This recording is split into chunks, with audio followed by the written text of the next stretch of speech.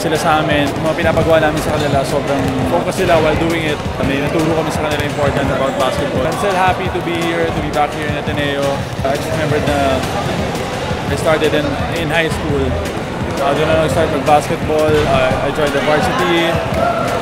We trained every day until na-recruit ako na Ateneo in college. So I played for 5 years. And then now, I'm currently playing for Barangay Nebra in the PBA. I hope sa mga students na naturuan namin today, I hope na may natutunan talaga kayo. Hopefully by next year or this year, makabalik kami dito para along with Adidas, support namin yung endeavors.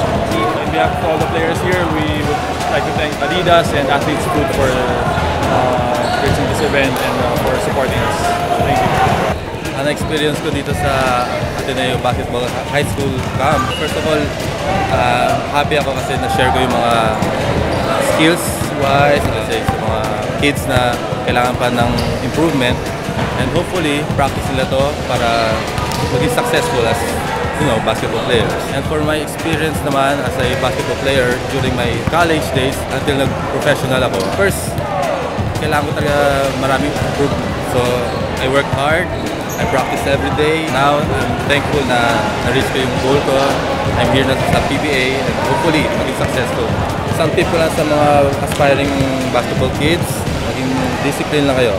Because without discipline, wala kayong mapupuntahan. Thank you sa Athletes Food and sa Adidas for inviting me here. The professional players really helped us a lot because they shared their experiences with us. They shared their drills.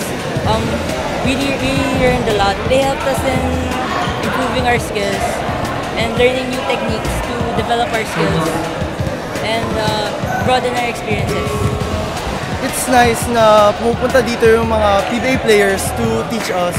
And syempre, kasi lalo na ngayon, may parang bagong ginawang system si Mr. Carlon, our org moderator. Siguro ginawa niya rin to para matuto kami ng basketball lalo na nagagaling pa sa PBA itong mga players na in-invite niya. And syempre, masarap din na experience na masasabi ko sa sarili ko na uy, naturuan ako maglaro ni Larry Fonasher.